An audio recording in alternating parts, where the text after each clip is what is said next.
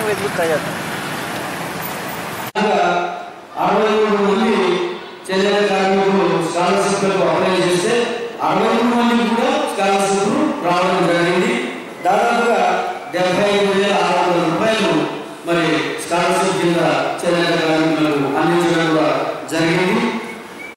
So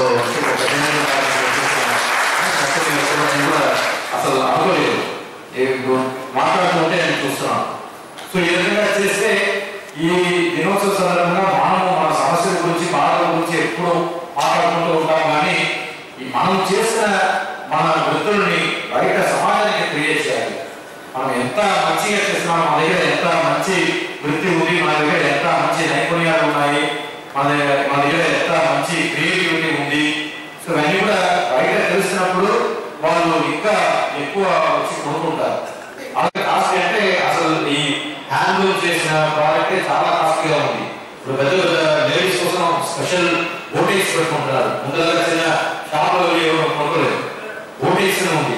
ఆ boutiques లో వెళ్ళి 10,000 రూపాయలు 20,000 రూపాయలని ఒక పట్టు చీర కొనుక్కోవడానికి ఎంత కష్టపడతారో అదే ఖర్చు అదే ఖరీదుతో ఈ కాటన్ చీర కూడా కొనుక్కునే స్థాయికి ఈ రోజు ఈ వ్యాపారం జరుగుతుంది.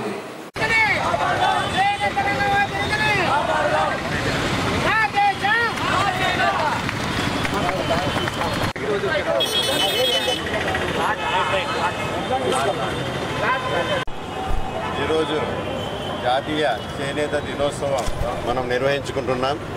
ఈరోజు ఆగస్టు 7. సో ఆగస్టు 7వ తేదీని ఎందుకు నిర్వహించుకుంటున్నామంటే ఆ రోజు స్వాతంత్ర సమర పోరాటంలో మనము విదేశీ వస్తువుల్ని బహిష్కరించడం కోసం ఆగస్టు 7న మనం ఉద్యమాన్ని ప్రారంభించాం. సో కాబట్టి ఆ తేదీని పురస్కరించుకొని ఈరోజు మనము మన చేనేత వస్త్ర పరిశ్రమకు, నేత కార్మికులకు చేయూతని ఇవ్వడానికి ఈ ఆగస్టు 7న ఈ జాతీయ చేనేత దినోత్సవం నిర్వహిస్తున్నాం. చేనేత రంగం చాలామందికి ఉపాధి కల్పిస్తూ ఉంది.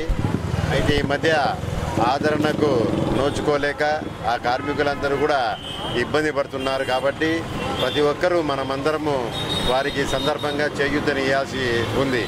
అందుకనే మన ప్రధానమంత్రి నరేంద్ర మోడీ గారు ఇటీవలనే ఒక పిలుపునిచ్చారు.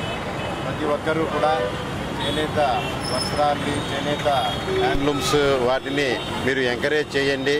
వాటి వాడకం కొద్దిగా ఎక్కువగా చేస్తే లక్షలాది ప్రజలు బాగుపడతారు అని చెప్పేసి వారు పిలుపునిచ్చారు. సో ఆ సందర్భంగా మనమందరము కూడా కనీసం వారానికి ఒకసారైనా మనం చేనేత దుస్తులను ధరిస్తే ఆ రంగానికి కొంత చేయూతనిచ్చినట్టు అవుతుంది.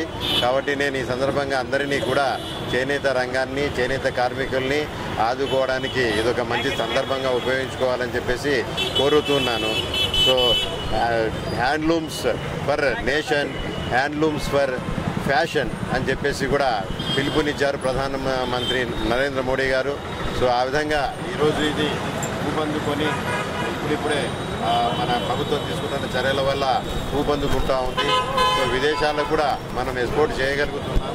కాబట్టి మనం కూడా మన దేశంలో దీన్ని విరివిగా వాడి ఈ చేనేత రంగాన్ని, చేనేత కార్మికుల్ని బతికించాలని చెప్పేసి మనసారా కోరుకుంటున్నాను. Thank you.